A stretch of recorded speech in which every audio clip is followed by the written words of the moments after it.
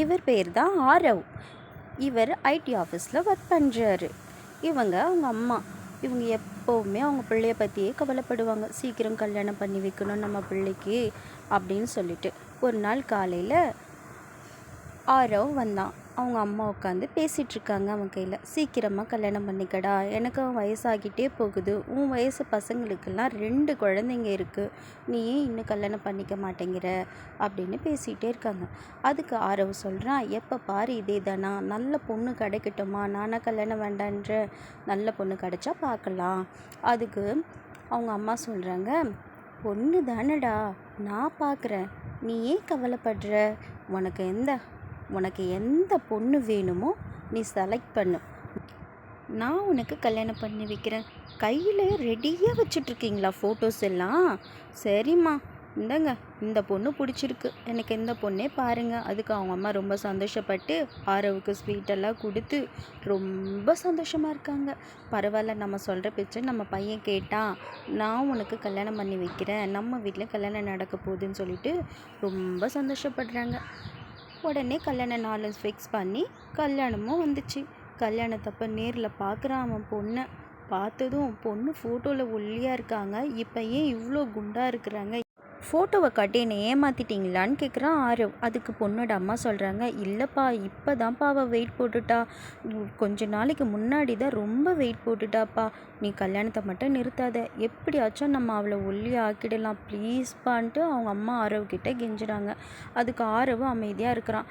அதுக்கு ஆரவோட அம்மா சொல்கிறாங்க, ஏண்டா இதெல்லாம் ஒரு பெரிய பிரச்சனையாக எடுத்துக்கிற, பொண்ணு கிடைக்கிறதே கஷ்டமாக இருந்தது, இப்போ தான் நீ கல்யாணத்துக்கு ஒத்துக்கிட்ட, வெயிட்டெல்லாம் ஒரு பிரச்சனையே இல்லை, நம்ம ஹாஸ்பிட்டலுக்கு டாக்டர்கிட்ட கூட்டிகிட்டு போயிட்டு அவள் வெயிட்டை எப்படியாச்சும் கம்மி பண்ணலாம், நீ அதெல்லாம் ஒரு பெருசாகவே எடுத்துக்காத, நீ கல்யாணத்துக்கு ஒத்துக்க, நம்ம கல்யாணத்தை நல்லபடியாக முடிக்கலாம் ஃபஸ்ட்டு, அப்புறமா மற்ற பிரச்சனையெல்லாம் பார்த்துக்கலான்டா, ஃபஸ்ட்டு ஒத்துக்கடா ப்ளீஸ்டா அப்படின்னு சொல்லி கெஞ்சுறாங்க. அதுக்கு ஆரவ் சரின்னு சொல்லிட்டு மேடைக்கு கல்யாணமும் முடிஞ்சிச்சு.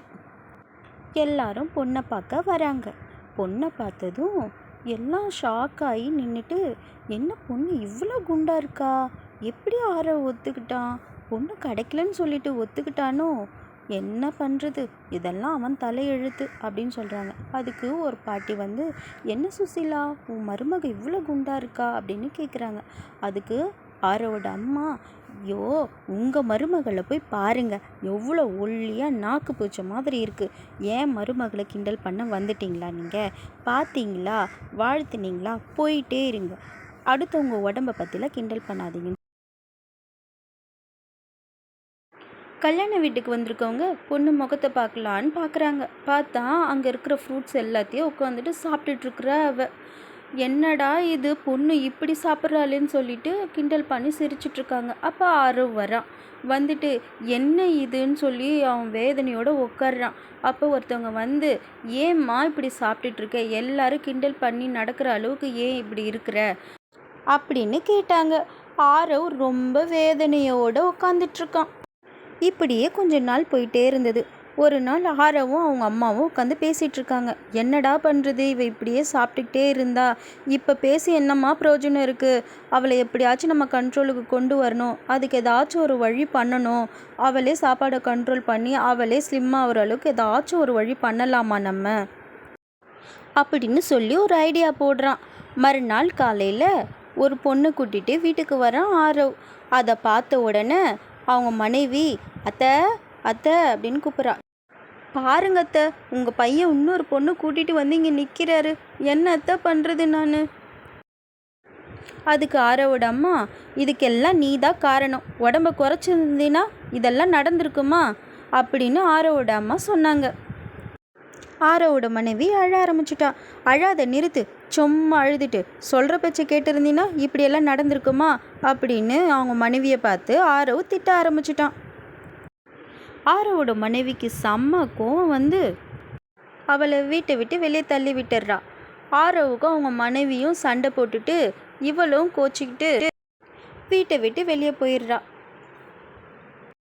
கொஞ்ச நாள் கழித்து ஆரவும் அவங்க அம்மாவும் உட்காந்து பேசிகிட்டு இருக்காங்க. அவள் இல்லாமல் என்னால் இருக்கவே முடியலம்மா அப்படின்னு சொல்கிறாங்க. அதுக்கு அவங்க அம்மாவும், ஆமாடா என்னாலையும் இருக்க முடியலடா, எப்படியாச்சும் போய் அவளை கூட்டிகிட்டு வாடா அப்படின்னு சொல்லி பேசிகிட்டே இருக்கும்போது ஒரு காலிங் பெல் சவுண்டு கேட்குது. யாருடா இது காலிங் பெல் அழுத்துறான்னு சொல்லிட்டு வெளியில் போய் பார்த்தா ஆரவோட மனைவி வந்து நிற்கிறாங்க. ஆரவுக்கு சந்தோஷம் தாங்க முடியல. உன்னை பிரிஞ்சு என்னால் இருக்கவே முடியலன்ட்டு ஆரவ் சொல்ல, அவன் மனைவி சொல்ல, இப்போ சமாதானமாகி அவங்க ஃபேமிலி ஒன்றா சந்தோஷமாக இருக்குது.